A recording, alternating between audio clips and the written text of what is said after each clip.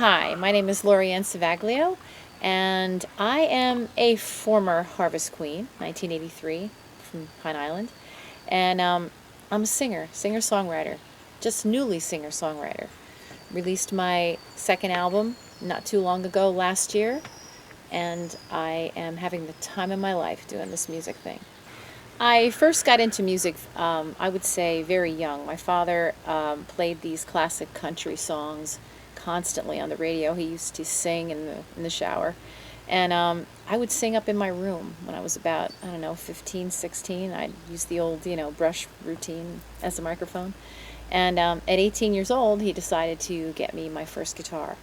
And had my first lesson, and believe it or not, when I went to the lesson, the teacher wanted me to sing there for some crazy thing. He was looking for a singer for his band.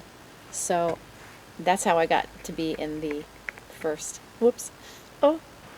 So then in the early 80s, my brother got the bug too for this music thing. So he picked up the bass, started playing the bass guitar, and we decided to form a band called the Tennessee River Band way back in 1982. And back then we used to play in some of the old country bars in Middletown. Dad was a sound man for us too, so that was kind of important that he was part of it. He couldn't, I should say, he lived for coming out for those gigs and just listening to us and having a good old time. So music was kind of a family affair there for a little bit. So then after, I'd say, a good 5 years, we played, and Dad got very sick, and he sadly passed away in 1987, and we really couldn't do the music without him anymore. So I put the guitar away in the closet, and shortly after that, I got married and raised a family. I hadn't picked up the guitar, maybe once in a while, but nothing really big, for probably 28 years, I'd say.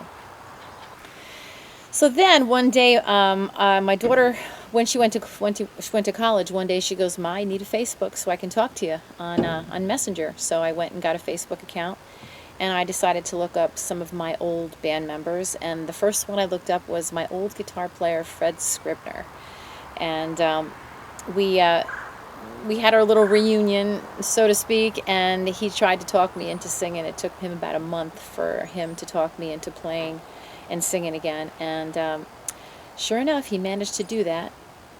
So after a couple of years of playing as a duo, Fred and I play out as a duo in the area all over, he goes, "You know what, you need to start writing your own material." And I looked at him like he had three heads, and I'm like, "What are you talking about? I've never picked up a pen. I don't like poetry. I don't think I can do it." He goes, "I think you've got a lot of stories in that head of yours." And he goes, "You can't keep doing cover music. You need to do your own stuff." So when anybody challenges me, I really get extra involved. So what I did was I started writing. I wrote my first song called "Ready to Ride," and title of my first album, which I wrote 8 of the songs on that album. One of the songs I submitted to a Great American Song Contest, and that song came in as finalist. So not too shabby for my first time out in songwriting.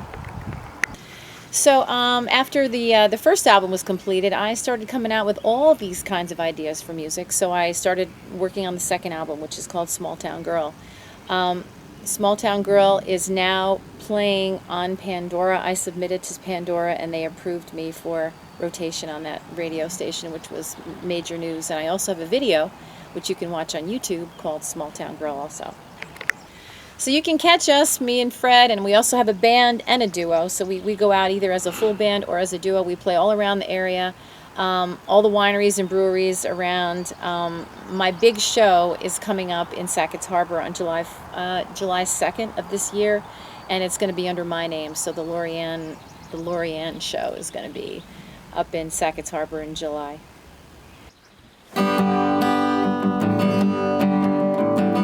Country girl trying to fit in. It's a brand new way to make a living. Sure looks like a whole new world to me. Got a dream, gonna chase it. Now and never, time's wasting. Small town girl. big dreams.